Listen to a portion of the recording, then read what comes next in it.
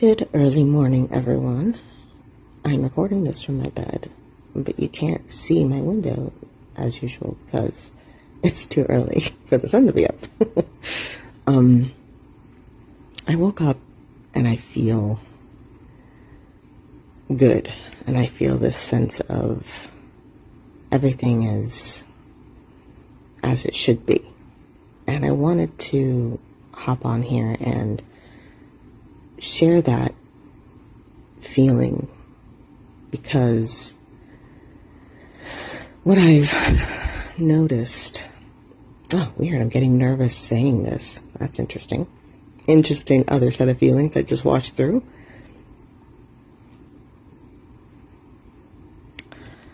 Okay, I was like, that just threw me off. Let me gather my thoughts here. Hold on. Maybe I'm feeling nervous in the middle of my chest around my heart chakra. So I think it's because I'm opening up and I'm speaking my truth. And I think that's always nerve-wracking. Okay, so let's push through. What I wanted to share is when I do things that follow the norm or follow what society says I should be doing, thinking, feeling, acting like, it wears me down. It's because I'm constantly, when you're fighting to put yourself in a box and not be yourself, it's difficult. It feels wrong. It feels like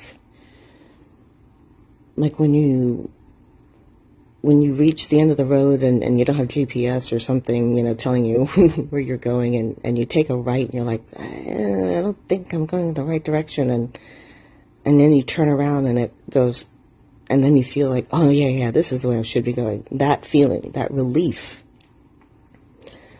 that's what I've realized is the very simple thing, that very simple little gut instinct feeling that we ignore, we push down, we push away willingly, because there's the path of least resistance. When the path of least resistance feels restrictive, then it's no longer the path. And I know I'm not saying this right, but anyway, lately I have been, and I don't know why, I think it was just, it's a part of me, the old part of me clinging to, you must fit in, you must obey, you must conform to be accepted and loved. It's that part of me is still, falling away. And I think, you kind of go back and touch with it a little bit before you finally are able to let go, because you realize that that's just not working for you anymore. And that it takes more courage and more strength and more love of self to be yourself. Unapologetically, unequivocally, warts and all, kind of self-acceptance. It takes so much, and it is so much harder. But the reward is, self-explanatory, right? But also just like this morning, waking up by myself and realizing that that's what feels right. And the other thing that I think we resist is because there is collateral damage. There inevitably will be people that are just not suited to who you are at that moment. When you are more yourself, you're not going to resonate with the same people. You're not going to feel comfortable around the same people. And I mean, I literally looked at this person that I was, I don't know, under the chemical veil of probably hormones and passion and all those other things. I just looked up and I was like, oh, I just don't feel that now, anymore, like at all. It's just gone. But you can't let fear stop you. You have to just know. You have to have almost an unwavering faith in yourself, in the knowledge that your higher self is guiding you to who you need to be. It takes so much effort to go against your instinct that it makes you tired. So now we've looped back to the beginning of my point. And that's the feeling you have to remember. This is the feeling that I'm trying to communicate of. It feels calm and safe and still and warm and right. Which means I've made the right decision for myself.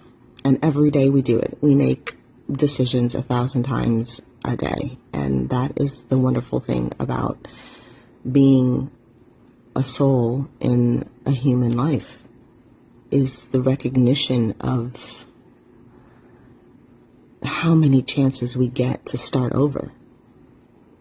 Even if time isn't linear, especially since time isn't linear, look at all the chances we get. Especially for someone like me, it's very difficult to not chase the thrill, to not chase the high, to not. I'm so fiery and so passionate and so full of energy that my natural state is that very yang, masculine style. But what I'm learning is that what most people already know is balance. My tarot card is the Temperance card. The Sagittarius card is Temperance. And it's because it's the lesson that I think fiery people have the hardest time learning and integrating.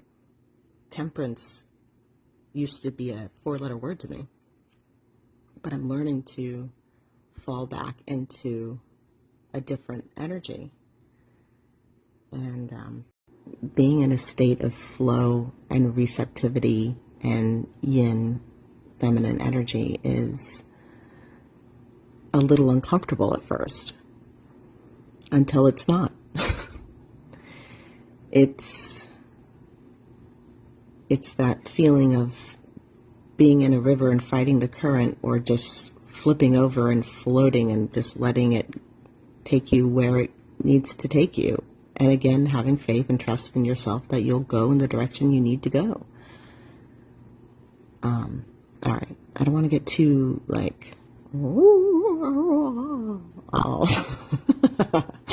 which is my way of expressing a little bit too esoteric, or a little bit too out there or abstract, because it's far too early in the morning for me to be having such deep thoughts, right? It's never too late to change direction, in other words. It's never too late to come back to yourself. And you can see through the little crack in the curtains here, where the light is starting to get in. Cracks are where the light gets in. And I'll leave you guys with that. And once again, thank you all for listening and for sharing yourselves with me, and for being receptive to me sharing myself with you. The energy exchange is just life-giving. And I'm wishing you all a wonderful day. And I will see you again soon, or you'll hear from me again soon.